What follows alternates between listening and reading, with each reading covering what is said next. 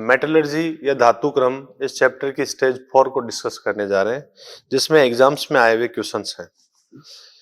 ये स्टेज 4 जो है वो दो पार्ट में है, पार्ट ए और पार्ट बी, ठीक है ना। इसके अंदर जो इंजीनियरिंग एग्जाम्स और नीट एग्जाम में आए हुए क्वेश्चंस हैं। चलिए अपन स्टार्ट करते हैं क्वेश्चन नंबर 1। देखिए क्वेश्चन नंबर 1 के अंदर आप पढ़ो एक बार सभी। The following two reaction are known. इसमें अपने को दो रिएक्शंस दे रखी हैं। एक तो दे रखी है आपको Fe2O3 प्लस 3CO। इस रिएक्शन के अंदर आपको Fe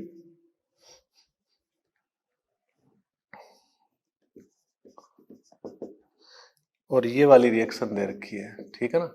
इस रिएक्शन का अपने को डेल्टा H का मान दे रखा है माइनस का 26.8 किलो जूल, ठीक है ना। इसी प्रकार से अपने एक रिएक्शन और दे रखी है FeO प्लस CO। इसके अंदर Fe और CO2 बन रहा है। इस पर्टिकुलर रिएक्शन का डेल्टा H जो है उसको दे रखा है माइनस 16.8 किलो जूल, ठीक है ना। और आपको इस पर्टिकुलर रिएक्शन का पूछा है Fe2O3 CO 2FeO plus CO2। इस रिएक्शन का आपको डेल्टा H पूछा है। तो चलिए अपन इसमें क्या करते हैं, इसको मैं डेल्टा H1 बोल देता हूं, इसको मैं डेल्टा H2 बोल देता हूं और इसको अपन डेल्टा H3 बोल देते हैं। या फिर अपन इसको इक्वेशन फर्स्ट और इसको इक्वेशन सेकंड अपन बोल देते हैं और ये अपनी फाइनल इक्वेशन जिसके लिए अपने को पूछा है। चलो इक्वेशन अपन थर्ड बोल देते हैं। तो इक्वेशन थर्ड कब आएगी, जब अपन इस इक्वेशन को अपने को प्राप्त करना है। तो देखो अपने को Fe राइट हैंड साइड में चाहिए, तो इस रिएक्शन को अपने को उल्टा करना पड़ेगा या फिर इस रिएक्शन को माइनस करना पड़ेगा। लेकिन आप जानते हो कि माइनस करने पर यहां से एक CO से या दो CO आएगा तो रिएक्शन को डबल भी करना पड़ेगा अपने को, ठीक है ना। तो मैं क्या करता हूं, देखो इधर Fe2O3 plus 3CO 2Fe plus 3CO2, इस इक्वेशन को मैं अपोजिट करके 2 से मल्टीप्लाई कर देता हूं। 2Fe प्लस 2CO2 बराबर 2FeO 2CO। मैंने इस रिएक्शन को क्या कर दिया, 2 से मल्टीप्लाई भी कर दिया और इसको अपोजिट भी कर दिया, माइनस भी कर दिया। अब इस रिएक्शन को अगर मैं ऐड करता हूं तो यहां पर आप जानते हो कि 2CO 3CO, यहां पर CO बचेगा, 2Fe से 2Fe कैंसिल आउट हो जाएगा, 2CO2 से 3CO2, तो यहां पर एक CO2 बचेगा, ठीक है ना। और इधर बचेगा क्या अपने पास Fe2O3 और इधर क्या बनेगा अपने पास 2FeO। तो ये कैसे आया, इक्वेशन फर्स्ट और इक्वेशन सेकंड को आपने इसको तो अपोजिट किया है माइनस इक्वेशन सेकंड, और इसको अपने 2 से मल्टीप्लाई भी किया है, तब जाकर अपने पास इक्वेशन कौन सी आई है, थर्ड। तो डेल्टा H1 कितना है, माइनस का 26.8 किलो जूल, माइनस यहां पर ये माइनस के अंदर है कितना, 2 गुणा माइनस 16.8, ये वैल्यू मैंने यहां पर पुट कर दी, ठीक है ना। तो माइनस माइनस कितना हो जाएगा, प्लस हो जाएगा, ठीक है ना। 16.5 है यहां पर, ठीक है ना। तो यहां पर कितना हो जाएगा, माइनस 26.8 प्लस 33 हो जाएगा। तो यहां पर आपका आंसर जो है वो कितना आएगा, 6.2 किलो जूल प्लस के अंदर। चलिए जी अपने नेक्स्ट क्वेश्चन को अपन डिस्कस करने जा रहे हैं। Question number 2।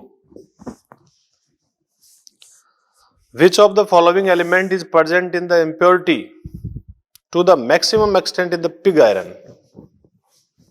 देखिए आयरन की जो मेटलर्जी है, आयरन की जो मेटलर्जी है इसमें आयरन अपने को पिग आयरन मिलता है,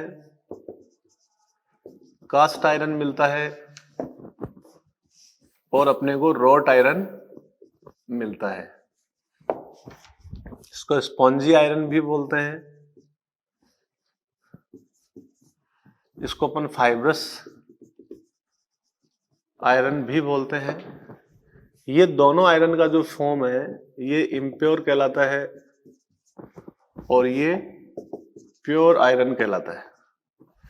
इसके अंदर मेजर इम्प्योरिटी जो है वो कार्बन की होती है जो कि 3 से 4% तक होती है, और माइनर इम्प्योरिटी जो है वो SPMnSi की होती है।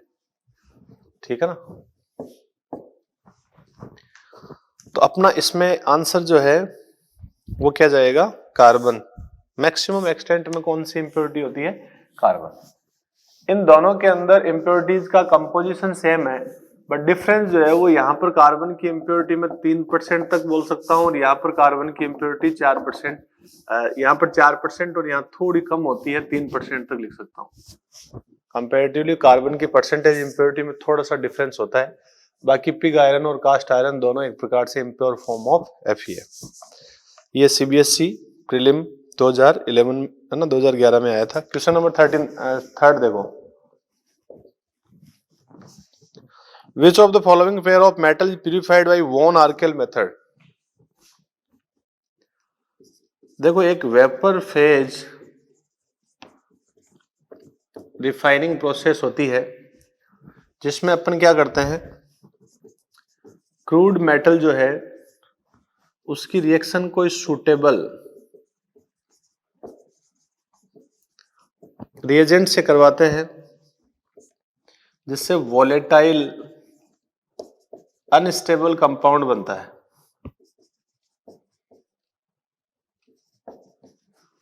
जो इजीली डिकम्पोज हो जाता है।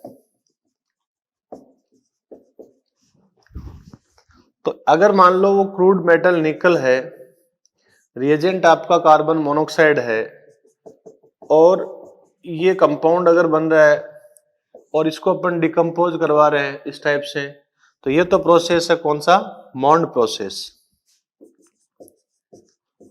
और अगर टाइटेनियम या जर्कोनियम है और आयोडीन यहां पर अपना रिएजेंट है, तो TiI4 या ZrI4 ये अगर वोलेटाइल कंपाउंड बनता है और इस टाइप से टाइटेनियम +2I2 या जर्कोनियम +2I2 इस टाइप से अगर ये वापस से डिकम्पोज होता है तो इसको अपन बोलते हैं वॉन आर्केल मेथड।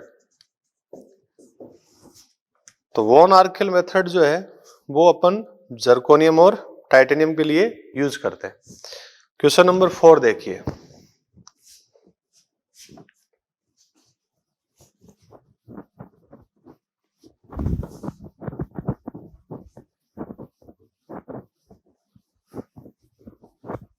क्वेश्चन नंबर 4,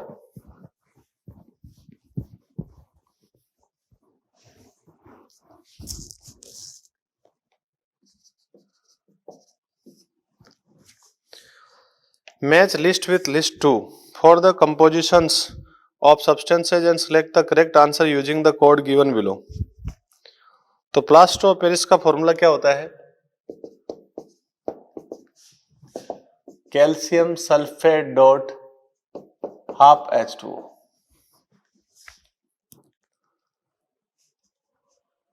इप्सोमाइट का फॉर्मूला क्या होता है,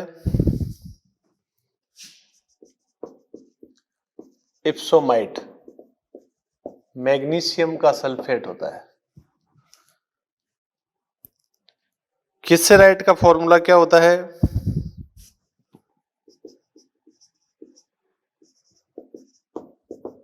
MgSO4.H2, इसको अपन किसेराइट बोलते हैं। और जिप्सम का फॉर्मूला क्या होता है, जिप्सम का calcium sulphate .2H2। Next question number 5 देखो, ये क्वेश्चन आया था CBSE मेंस 2011 में। क्वेश्चन नंबर 5 देखो, इसमें क्या दे रखा है, the following reaction take place in the blast furnace in the preparation of impure iron, identify the reaction pertaining to the formation of the slag. Iron metallurgy, इसमें slag formation की क्या reaction है? बाहर से अपन फ्लक्स मिलाते हैं calcium carbonate, जो अंदर डिकम्पोज हो जाता है इस टाइप से, और इम्प्योरिटी होती है इसके अंदर SiO2 की, और ये लाइम जो है यहां पर फ्लक्स का काम कर रहा है, कैल्शियम सिलिकेट यहां पर बन रहा है स्लैग, जो कि इजीली फ्यूजिबल कंपाउंड है। तो अपन कह सकते हैं कि रिएक्शन कौन सी इन्वॉल्व होगी, आंसर जाएगा अपना कौन सा, 4। नेक्स्ट क्वेश्चन है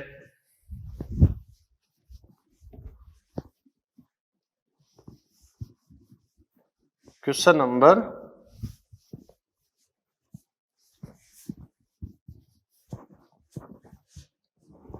6।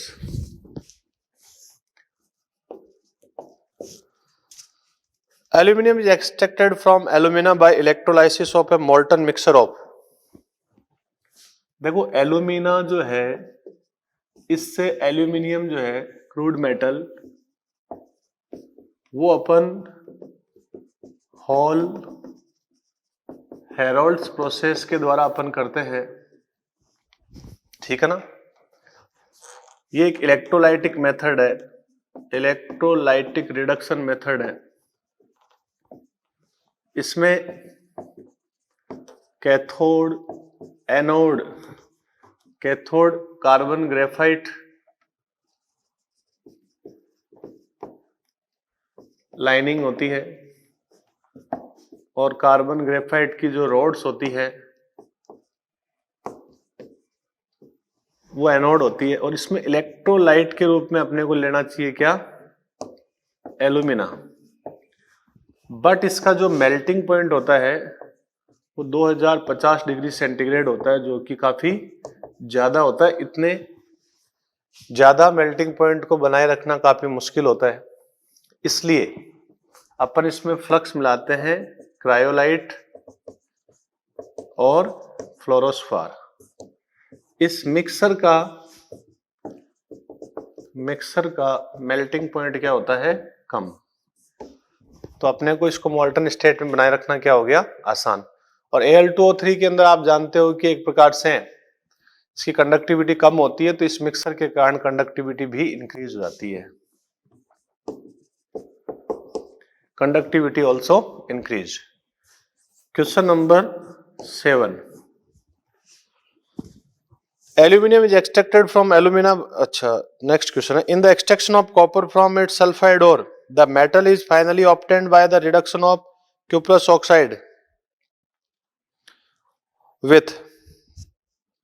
देखो कॉपर के एक्सट्रैक्शन के अंदर जो सल्फाइड ओर अपन लेते हैं, उसको जब अपन मेटल को अपन फाइनली ऑब्टेंड करते हैं रिडक्शन मेथड के द्वारा, क्यूप्रस ऑक्साइड के द्वारा, ठीक है ना, तो क्यूप्रस ऑक्साइड मिलता है, तो उसके साथ और क्या मिलता है।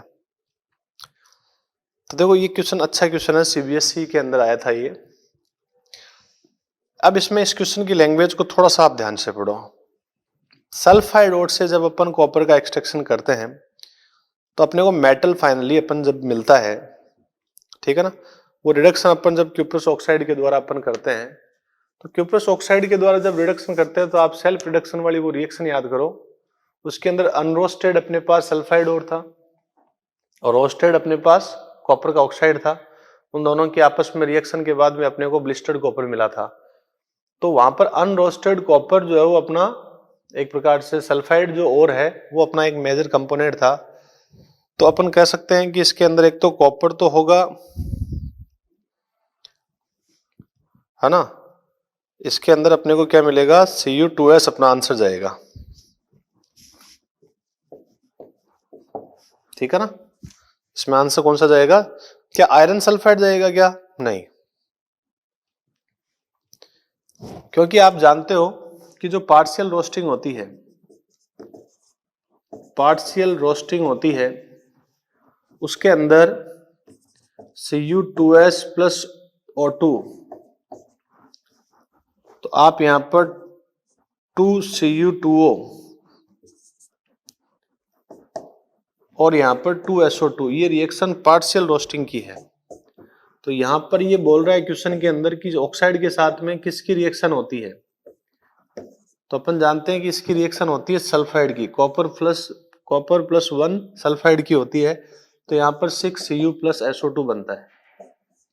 तो क्वेश्चन ये वाला है कि कॉपर ऑक्साइड से अपन कॉपर बनाते हैं, तो इस कॉपर ऑक्साइड के साथ में क्या यहाँ रिएक्शन में पार्टिसिपेट करता है, कॉपर प्लस 1 सल्फाइड अपना आंसर जाएगा। चलो जी नेक्स्ट क्वेश्चन देखो।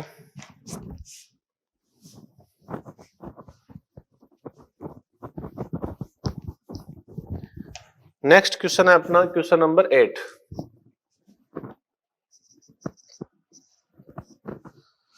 क्वेश्चन नंबर 8 क्या, identify the alloy containing a non metal as a constituent in it. तो देखो इधर bronze, bell metal, invar, steel. देखिए ये आपके पास इस मेटलर्जी वाली शीट में एक लिस्ट दे रखी है जिसमें इन सब के नाम, बेल मेटल में क्या क्या कंपोजिशन होता है, ब्रॉन्ज में क्या होता है। तो स्टील जो है, स्टील के अंदर नॉन मेटल यूज होता है, और स्टील के अंदर नॉन मेटल बेसिकली कौन हो सकता है, कार्बन भी हो सकता है, ठीक है ना। तो आप ये बोल सकते हो स्टील है ना, नॉन मेटल कंटेनिंग अलॉय है। क्वेश्चन नंबर 9 होता क्या है, देखो जब अपन ये आयरन प्राप्त करते हैं तो उसके अंदर जो कार्बन की इंप्योरिटी होती है उसको अपन कम ज्यादा करके, है ना, आयरन की कुछ मेलिएबिलिटी, हार्डनेस, सॉफ्टनेस, इन प्रॉपर्टीज में अपन थोड़ा चेंज करके अपन स्टील बनाते हैं। तो स्टील से रिलेटेड आपको अगर थोड़ा सा नॉलेज है तो आप ये क्वेश्चन समझ गए होंगे। Question number 9, which one of the following is a mineral of iron. तो मैग्नेटाइट इसमें सीधा सीधा आंसर बड़ा है अपना, मैग्नेटाइट। पायरुलसाइड जैसे MnO2 है, मेलेकाइट है ना, कैसिटेराइट, ये अपना आंसर नहीं है। नेक्स्ट क्वेश्चन देखो। नेक्स्ट क्वेश्चन है question number 10, roasting of sulphide give the gas अक्ष। जब अपन रोस्टिंग करवाते हैं सल्फाइड का तो एक गैस मिलती है अपने को अक्स। वैसे अपन जानते हैं वो गैस कौन सी होती है, SO2। तो वैसे आगे इस गैस के बारे में पूछा है, आगे की लैंग्वेज पढ़े वगैरह अपन आंसर इसमें कर देते हैं कौन सा, SO2। क्योंकि सल्फाइड और जैसे फॉर एग्जांपल मैं आपको कहूं 2ZnS प्लस 3O2 बराबर 2ZnO प्लस 2SO2, ये एक रोस्टिंग की रिएक्शन है। तो यहाँ पर जो सल्फर है वो SO2 के रूप में यहाँ पर रिलीज होती है। अब SO2 गैस की प्रॉपर्टी दे रखी है, ये तो आपने पी ब्लॉक में वैसे भी पढ़ रखी होगी। This is a colourless gas with choking smell of burnt sulphur and cause great damage to respiratory organs as a result of acid rain. Acid rain के अंदर भी ये होती है। Its aqueous solution is acidic, इसका aqueous solution acidic होगा sulphurous acid का। Acts as a reducing agent, reducing agent होगा क्योंकि ऑक्सीडेशन स्टेट इसकी बढ़ सकती है। और and its acid has never been isolated, the gas X is SO2। ये आपके क्वेश्चन आया था नीट 2013 में। Question number 11, out of the following statement identify the incorrect one. उसमें first statement, during beneficiation of an ore by hydraulic washing lighter gangue particle are washed away leaving ore particles. तो beneficiation क्या होता है, concentration को ही अपन बोलते हैं क्या, beneficiation, ठीक है ना।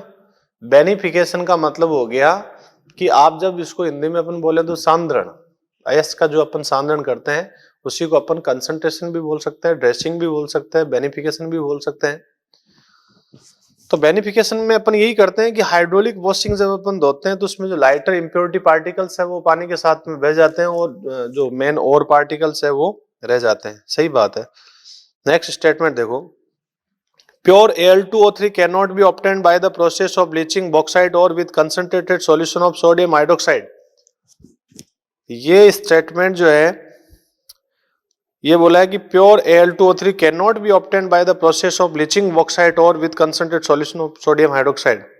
इसमें ये बोल रहा है कि एल्यूमिनियम हाइड्रोक्साइड का जो आपके पास कंसंट्रेटेड सॉल्यूशन है उससे आप एल्यूमिना को प्योर कंडीशन में प्राप्त नहीं कर सकते। ये बात गलत है।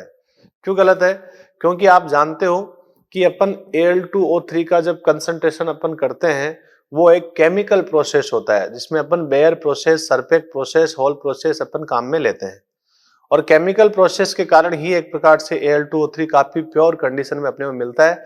और ये अपने को प्योर कंडीशन में इसलिए भी अपने को चाहिए क्योंकि आगे अपन इसका इलेक्ट्रोलाइसिस करवाएंगे हॉल हेरोल्ड प्रोसेस के अंदर। और हॉल हेरोल्ड प्रोसेस में इलेक्ट्रोलाइसिस में आपको पता है कि अगर कोई भी इंप्योरिटी, एल्यूमिनियम काफी इलेक्ट्रोपॉजिटिव मेटल, अगर कोई दूसरी इंप्योरिटी प्रेजेंट हो गई तो कैथोड पर अपने को एल्यूमिनियम की जगह कोई और रिड्यूस होकर मिल जाएगा। तो अपने को ध्यान रखना है कि कंसंट्रेशन जो होता है ये बेयर, सरफेक्ट, हॉल प्रोसेस, इसमें एल्यूमिना आपको प्योर कंडीशन में मिलता है। तो ये स्टेटमेंट जो है वो क्या है? इनकरेक्ट है कि भी can not be obtained. Yes, it could be obtained. तो आंसर तो अपना हो गया, इनकरेक्ट हो गया। सेकंड पर देख लेते हैं, थर्ड और fourth. During froth flotation process ore particle are removed as froth behind गिंग।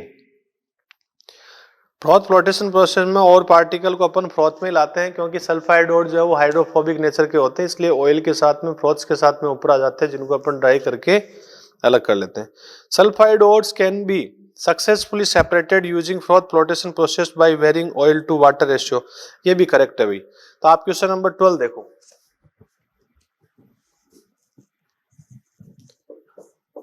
Question number 12,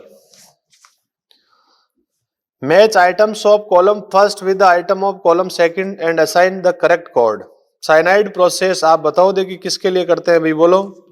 cyanide process, cyanide process, make Arthur forest cyanide process AuAg के लिए करते हैं अपन। नेक्स्ट देखिए, froth flotation process. Froth flotation process जो है वो अपन sulphide ओर का, तो इसमें एक ZnS दे रखा है, तो फ्रॉथ फ्लोटेशन अपन ZnS का करवा सकते हैं, बिल्कुल सल्फाइड ओर का ही अपन करवाते हैं, और कोई सल्फाइड ओर अपने ऑप्शन में नहीं दे रखा। इलेक्ट्रोलाइटिक रिडक्शन, तो अपन इलेक्ट्रोलाइटिक रिडक्शन अपन अभी अभी मैं बात कर रहा था एल्यूमिना की, तो इलेक्ट्रोलाइटिक रिडक्शन जो है वो एल्यूमिनियम के लिए अपन यूज करते ही हैं, हॉल हेरोल्ड प्रोसेस कहलाता है। नेक्स्ट हो गया आपका जॉन रिफाइनिंग। जॉन रिफाइनिंग जो है वो एक प्रकार से है, जॉन रिफाइनिंग आपने पढ़ा होगा कि इसमें अपन हाईली प्योर कंडीशन के अंदर सेमीकंडक्टर्स को अपन ऑब्टेन करते हैं। जर्मेनियम इसमें ऑप्शन दे रखा है, तो आंसर कौन सा जाएगा इसमें? जर्मेनियम।